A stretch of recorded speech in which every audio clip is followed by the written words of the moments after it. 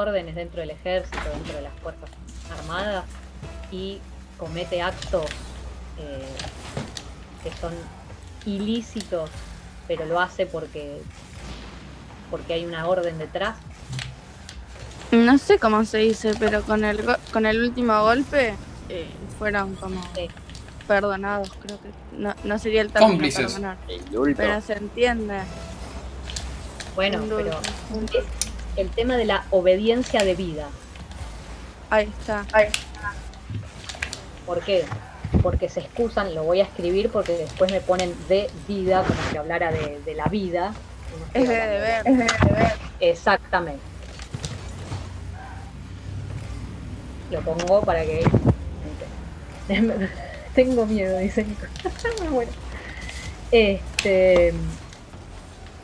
¿Qué pasa? Bueno, se escudan en esa obediencia debida, ¿no? El deber que tienen como miembros de las Fuerzas Armadas y que tienen que seguir las órdenes, pero en realidad esto, cuando uno se da cuenta que la orden va en contra, por ejemplo, de la vida, ¿sí? Uno tiene que saber decir que no toda orden hay que seguirla, y no por eso uno se está rebelando, ¿sí?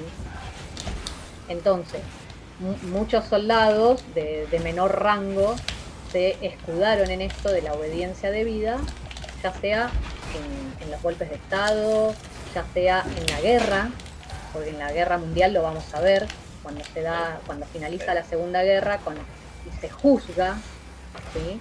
También se hace alusión a este concepto de obediencia debida. Lo vamos a ver con los juicios de Nuremberg, ¿sí? Que son, bueno, el juicio de Nuremberg es el principal, hubo varios, donde se juzgaron a muchos jerarcas nazis. Pero bueno, acá en este caso, volvamos al golpe del 30 en Argentina, en el cual estaba Perón. Perón, como miembro de las Fuerzas Armadas, podría estar más o menos de acuerdo con el golpe, pero participó, fue partícipe, ¿sí? Siguiendo las órdenes. Y de hecho, vieron que nosotros hablamos, bueno, que Uriburu estuvo 2 años y se abrieron las elecciones y ganó el partido de la Concordancia, que estaba justo, ¿se acuerdan? Que hablamos de eso. Bueno, y después se hicieron pasaron los 6 años correspondientes de la presidencia y aparece después el gobierno de Ortiz, ¿sí? Y Ortiz, que a los 2 años, ¿qué le pasa? Tiene que dejar el poder porque enferma, se lo deja al vicepresidente Castillo, ¿sí? Que después va a tomar el poder cuando Ortiz fallece, toma el poder.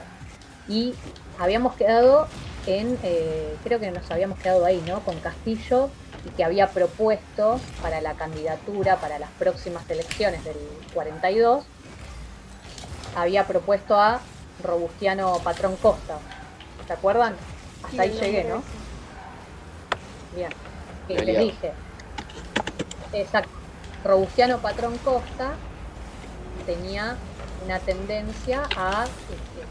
ustedes piensen que la guerra mundial ya se había declarado en el 39, ¿sí? Estamos acá por el 42. Robustiano Patrón Costa tenía una tendencia hacia los aliados, hacia Gran Bretaña, Francia, Estados Unidos, ¿sí? Entonces, como les había contado que las Fuerzas Armadas generalmente se habían educado en Europa y se habían educado en Italia en especial, las Fuerzas Armadas tenían una tendencia más hacia quién, dentro del conflicto mundial. Hacia Italia. Hacia Italia y al fascismo italiano y al nazismo alemán.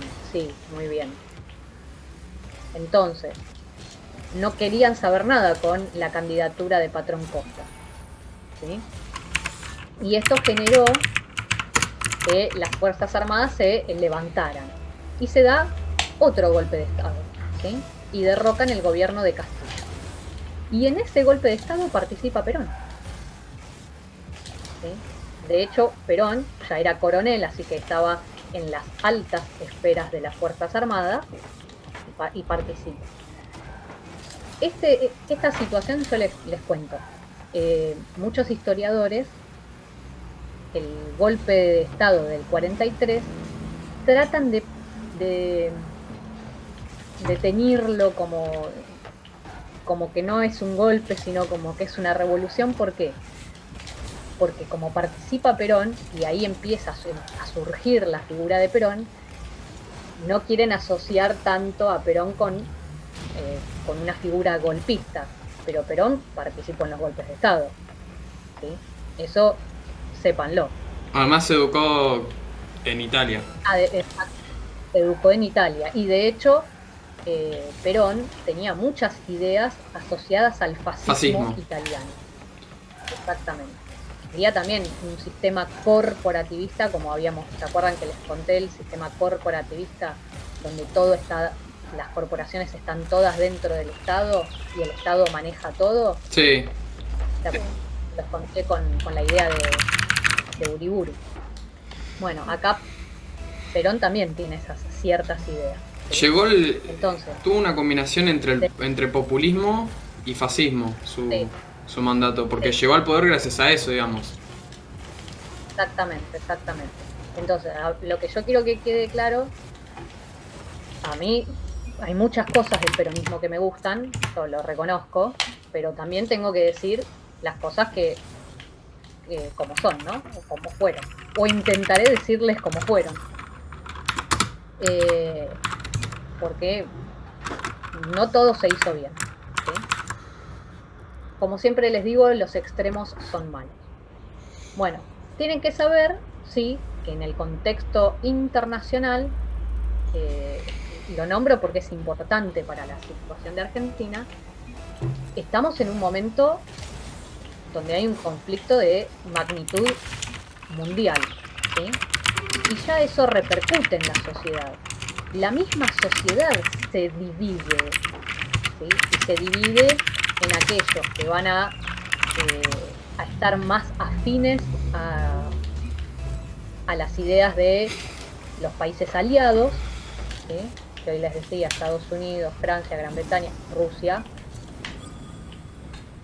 y otro sector de la sociedad que va a estar más, digamos, para el lado de el eje de lo que sería Alemania, Italia y Japón. ¿Sí? Después vamos a ver cuando veamos la Segunda Guerra Mundial qué es esto de los aliados del eje. Pero por ejemplo, ¿quiénes eran los que seguían del sector de la sociedad argentina? ¿Quiénes eran los que estaban más con los aliados? Y bueno, la mayor parte del gobierno, el sector de la élite estaba con los aliados. ¿Por qué piensan que la élite, los conservadores, van a estar con los aliados? Por el miedo a romper las relaciones con Gran Bretaña y Estados Unidos. Perfecto, exacto. Acuérdense que la élite vivía de la producción del campo, ¿sí? Y toda esa producción iba a parar a Gran Bretaña principalmente. Y después la prensa, ¿sí? Los medios de comunicación, la prensa, piensen ahí, diarios y radio, ¿no? Como medios de comunicación. Porque la televisión va a tardar un poquito más. Estamos en esas épocas, pero recuerden, o sea, tener un televisor en cada casa todavía no era. Lo que sí estaba la radio. Y del lado del eje, que se llaman germanófilos, por Germania, por Alemania, ¿sí? Ahí vamos a tener la gran mayoría de los militares, por esto de que se habían educado en Italia y en Alemania, un gran sector de los médicos, y esto tiene que ver con lo que les decía hoy. ¿Por qué? Porque los alemanes, para mejorar la raza y para poder llevar a cabo esas ideas de la superioridad de la raza aria, le dieron una gran impronta a la medicina. Hubo mucha inversión en el sector de la salud, ¿sí? de la medicina, de la investigación médica. Entonces, un gran sector de los médicos argentinos vieron eso, ¿sí? Y por eso tenían cierta simpatía con el eje, ¿sí? Con el nazismo. Porque veían cómo el gobierno nazi respaldaba a los médicos y a las investigaciones, ¿no? A los avances científicos. Y, aunque usted no lo crea, lo tengo que decir, cierto sector del clero, ¿sí? Cierto sector de la iglesia también simpatizaba con el nazismo. ¿Por Italia? ¿Por Roma decís? Sí. ¿Por el Vaticano en Roma? Sí. Básicamente quienes simpatizaban eran, ustedes saben cómo se divide el clero que tenés el clero secular y el regular. Bueno, no les voy a entrar en eso, pero los altos cargos de la iglesia, los obispos, ¿sí? No, el cura de barrio no. ¿Sí? Más que nada la cúpula de la iglesia, los altos cargos de la iglesia. Entonces, esa división de la sociedad en función del conflicto mundial repercute en nuestra política, porque acá vemos cómo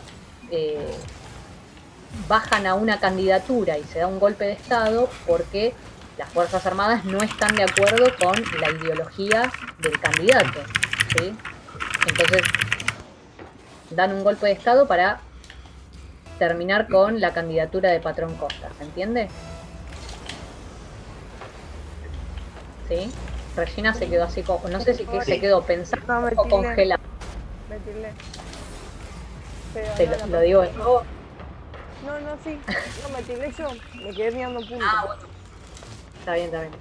Bueno, entonces, en ese golpe de Estado participa Perón. Y lo importante es cómo va, a partir del 43 al 46, va surgiendo la figura de Perón. ¿Sí? Este periodo del 43 al 46, toda acción que realiza Perón es pensada para poder llegar a donde llegó. ¿Por qué? Porque cuando comienza en el golpe de Estado, va a tener una participación activa, ¿sí? Y va a adquirir cargos en el gobierno. ¿Hasta ahí me siguen? Sí, no, Blanco, díganme. Bueno. Sí, profe. No, importante. Cuando se da el golpe de Estado, va a asumir, en este gobierno de facto, va a asumir Ramírez, ¿sí? Que es uno de los generales que llevó a cabo el golpe de Estado.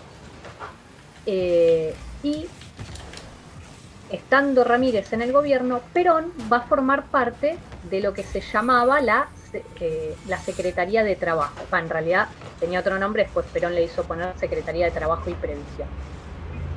¿De qué se encarga la Secretaría de Trabajo y Previsión? De entablar las relaciones, ¿sí? Con los trabajadores. ¿Se acuerdan cuando vimos a Irigoyen? Que Irigoyen hacía de mediador entre los patrones de las empresas y los trabajadores. Bueno, acá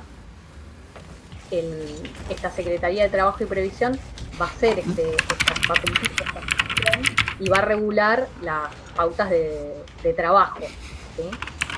Va a regular los contratos de trabajo. Es lo que hace el Ministerio de Trabajo hoy en día, ¿sí? Entonces, Perón se va a instalar ahí en la Secretaría de Trabajo y va a dirigir esa secretaría. Con lo cual va a empezar a tener una gran relación con el sector trabajador, ¿sí? Con el sector obrero principalmente.